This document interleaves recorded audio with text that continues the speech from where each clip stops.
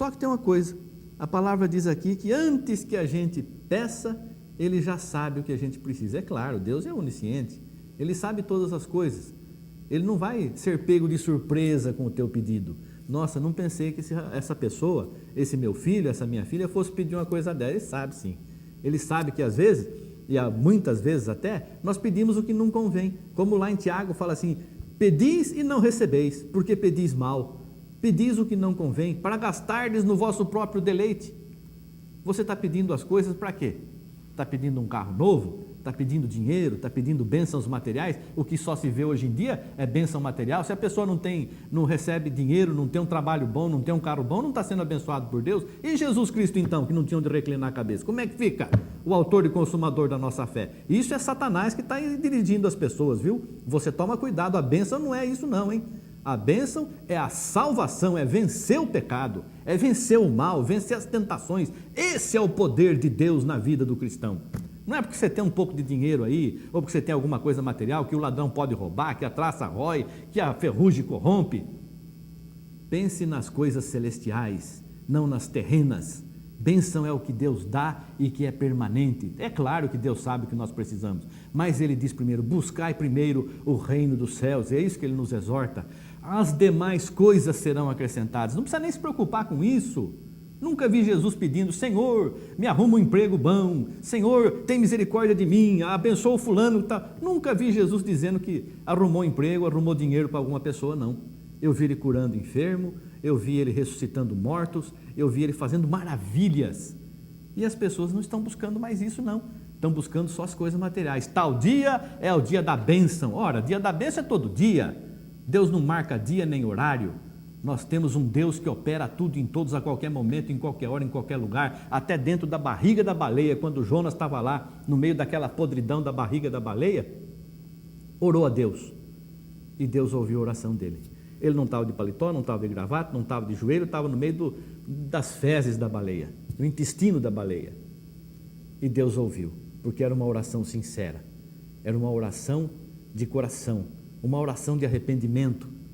E Deus abençoou e fez a baleia devolver Jonas lá na praia e ele foi pregar o evangelho. Então, irmãos, vamos orar sem cessar, é o que a palavra nos manda, orar sem cessar. Vigiai e orai, o Senhor Jesus disse para os apóstolos, antes dele ser preso, ele estava em agonia no jardim, precisava que alguém ajudasse ele em oração, ficasse ali confortando, mas os apóstolos dormiram, e ele diz, vigiai e orai, para que não entreis em tentação, o inimigo está em derredor. Nós temos que vigiar e orar, para que não venhamos a entrar em tentação, não venhamos a cair nas ciladas de Satanás, mas nunca deixar de orar. Alguém está enfermo? Alguém está necessitado? Precisa de alguma bênção na sua vida física, na sua vida, na sua saúde? O que diz lá em Tiago, capítulo 5, versículos 14 e 15? Está alguém entre vós doente? Vamos ler aqui na carta de Tiago, capítulo 5, versículos 14 e 15. Está alguém entre vós doente? Chame os pastores da igreja e orem sobre ele, ungindo-o com azeite em nome do Senhor. E a oração da fé salvará o doente, e o Senhor o levantará. E se houver cometido pecados, ser-lhe-ão perdoados. Confessai as vossas culpas uns aos outros, e orai uns pelos outros, para que sareis. A oração feita por um justo pode muito em seus efeitos. Então, chame os presbíteros, chame os pastores. Presbítero e pastor é a mesma coisa, viu? Presbítero, pastor, bispo. O que nós temos que entender é que a pessoa está à frente do trabalho de Deus, é o responsável pelo trabalho de Deus, não pela salvação, salvação é você mesmo, mas o responsável pela transmissão da palavra pura, sem fermento e sem mistura, é o pastor. Então, chame o pastor, ele vai ungir com azeite, é obediência. O azeite é poderoso? Não, o azeite você vai no mercado, no armazém, você compra o azeite, e aí ungiu com azeite para obediência da palavra, e quem é obediente é abençoado. Ungiu com azeite e o enfermo fica curado, e se houver cometido pecado, serão perdoados. E assim nós vamos nós temos que orar sempre, né? Em Lucas, no capítulo 18, versículo 1 a 8, diz assim que tinha uma mulher que ficava perturbando um juiz, uma viúva, e ficava perturbando esse juiz. E o juiz acabou fazendo a vontade dela. Então tem gente que fala assim, por isso que a gente tem que pregar, orar, até Deus abençoar. Não é assim não. Veja o que o Senhor Jesus fala aqui. E disse o Senhor, veja o versículo 6, ouviu o que diz o injusto juiz. E Deus não fará justiça aos seus escolhidos, que clamam a Ele de dia e de noite, ainda que tardio para com eles? Digo-vos que depressa lhes fará justiça. Quando, porém, vier o Filho do Homem, porventura achará fé na terra? Então aquele juiz era injusto, precisava que ficasse pedindo sempre para ele. Mas Deus não é injusto, Deus é justo. Ele fará justiça para você rapidamente, depressa fará a justiça. Não precisa ficar pedindo 20 vezes, não. Deus não esquece. Entrega na mão de Deus e você fique tranquilo e sossegado. Você já entregou na mão de quem tudo pode.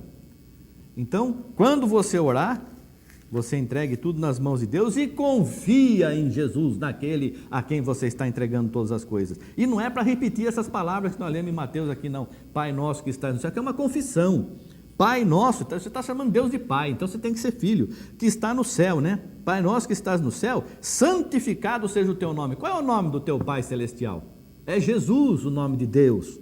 Então, santificado é o nome de Jesus. Venha o teu reino, seja feita a tua vontade, assim na terra como no céu. Você tem feito isso? Isso aqui é uma confissão. Isso aqui é para nós orarmos, para nós sabermos o que nós estamos fazendo. Você tem feito a vontade de Deus? Porque lá no céu está sendo feito, e aqui na terra, você tem feito a vontade de Deus? Então Jesus está dizendo, quando você for orar, você medita nisso aqui, você tem feito a vontade de Deus? Você tem perdoado o teu semelhante? Você está pedindo perdão? Você tem perdoado o teu semelhante? Você tem perdoado as dívidas daqueles que estão te devendo?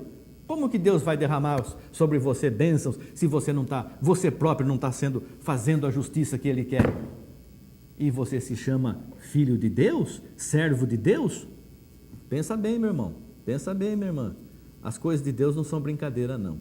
Não tem importância se o teu pastor aceita isso, se a tua igreja aceita isso. Nós precisamos ver se Deus, se Jesus Cristo está aceitando isso, porque é Ele que vai te julgar.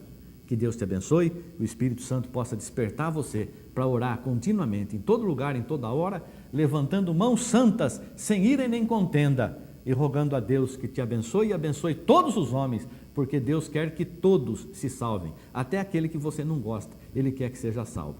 Que Deus te abençoe e te guarde em nome de Jesus Cristo. Participe dos cultos conosco. Nosso templo é na Avenida Engenheiro Ivanil Francisquini, 11.187, no Jardim Maria Luísa. Temos cultos às quintas-feiras, às 8 horas da noite, e aos domingos, às 7h30 da noite. Esteja conosco e continue orando por nós e assistindo a nossa programação. Que Deus te abençoe em nome de Jesus Cristo. Amém.